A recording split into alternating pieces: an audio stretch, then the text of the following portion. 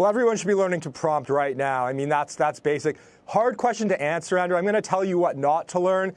Do not go to law school, okay? I hope my lawyers aren't watching this, but I think the legal field is in big trouble. That is going to be one of the first to get disrupted by AI. Welcome to the Crypto Teacher. And you know I come back with that video just to make you think. Don't forget to like and subscribe to the channel. And guys, over the next 3 to 5 years is man versus machine. How far would man allow AI to go? And we see the sheep have no clue what AI is doing. They have no clue that all the corporations have embedded it. Remember, selling weapons for quiet wars. And we know AI is getting no pushback. It's going to be allowed to run wild because we know the NWO wants to move the fourth industrial revolution ahead. And that's the reason why it's so important for you to educate your friends and family. Because AI algorithms and drones and robots are going to put a lot of people out of work. But of course, in mainstream media, they're going to be sold that it's going to create more jobs. And we already know that's not true. That's the reason why they have universal basic income being tested around the globe to prevent social unrest until they're able to bring in the machines. But little do the people know they're giving up all their freedom, all their privacy, and the money that they're going to be airdropped is going to be programmable, telling you what, where, and when and how to buy, and you have 3 to 6 months to spend it or poof, it's gone. And this is not just for the blue-collar job, guys. These are going to be your executives, your lawyers, your doctors, CEOs. There's no reason for CEOs any longer. Remember, they were only talking heads from the beginning. And we know what Jerome Powell and Andrew Yang stated. A lot of people are going to get left behind. And remember, the Crypto Teacher told you, because he knows when it comes to the New World Order, it's all planned out. You have a wonderful day. Let me ask a different question. We were talking to the CEO of Sentinel Securities, Sentinel One, this morning, and the question about moats and incumbents.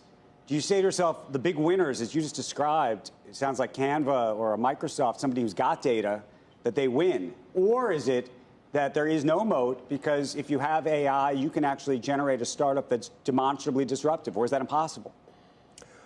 Well, I think there's a few levels on which this works. I think one level is there's the core infrastructure plays like NVIDIA, like OpenAI, where we're invested at Bedrock. I believe they have obviously a pretty big moat. Then there's this whole application layer question. And, you know, at the application layer, I do think most of the value gets captured by existing players that have applications, that have data, that have a moat. I think you're going to see a flurry of generative AI private technology companies come out to the public markets over the next 3-4 years. A lot of those are going to be crap companies, just like we saw with the electrification wave. You saw a lot of crap companies like Trevor. Jeff, where are the losers in this? What would you run away from in this moment? I would run away from like any thin application layer company. So there's a lot of heat right now in the private markets around application layer AI for legal, for medicine, for accounting. I think that's all great, but I think ultimately that application layer gets commoditized. I would run to existing technology businesses that have already moved to integrate LLMs into their offerings. Okay, here's a more complicated one. If you were a student in college or maybe just graduating or thinking about going to grad, what would you try to learn? I know you said prompting.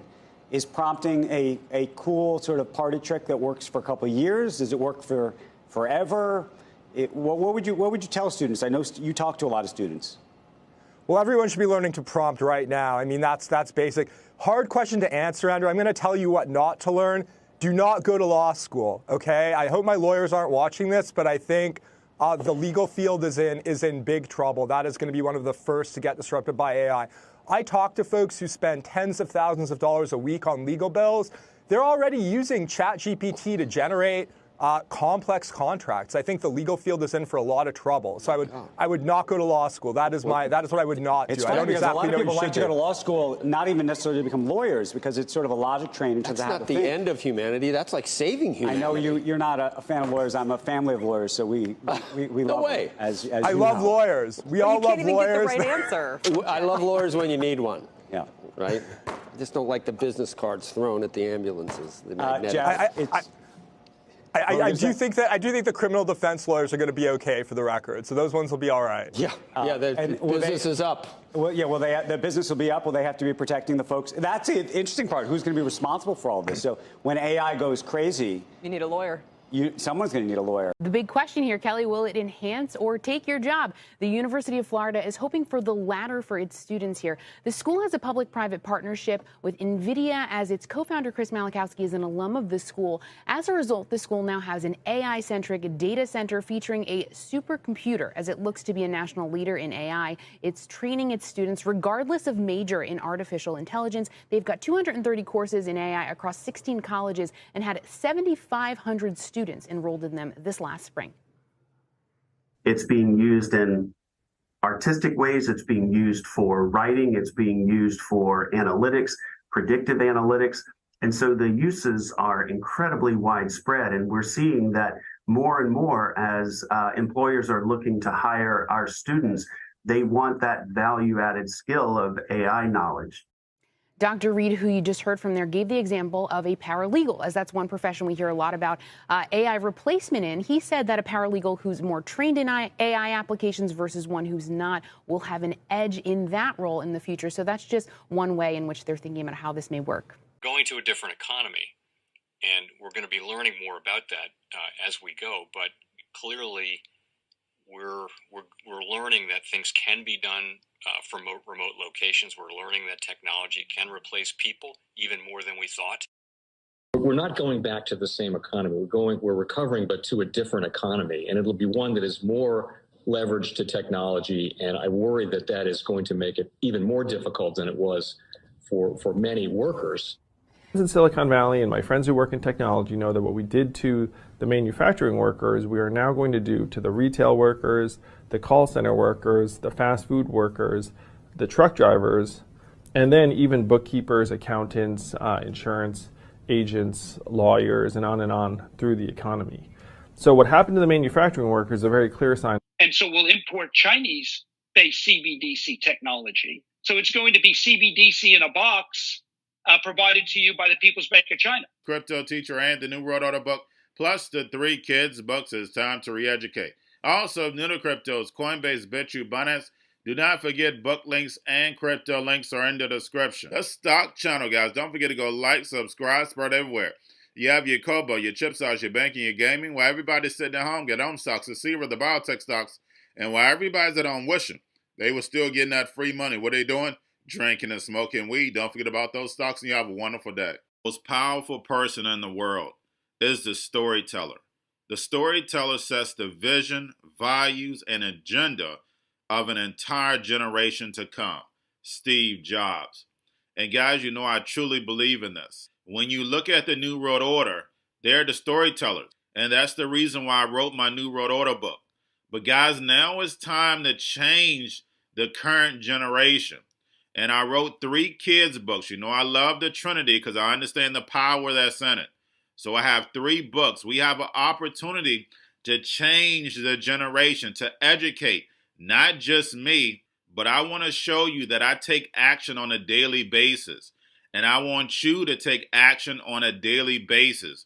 Whether it's your job, whether it's in your community, we have an opportunity right now to educate the masses. I posted this on my Twitter account. Please share, but this is a short clip of the 3 books. There's going to be a clothing line and action figures. Please get these books for your kids, nephews, cousins, friends, so therefore we can start the re-education now.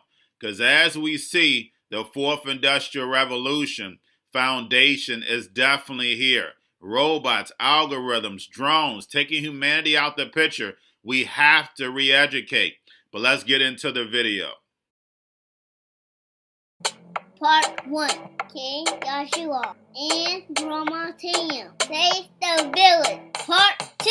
King Joshua and Drama Team save New York from COVID Stories 3.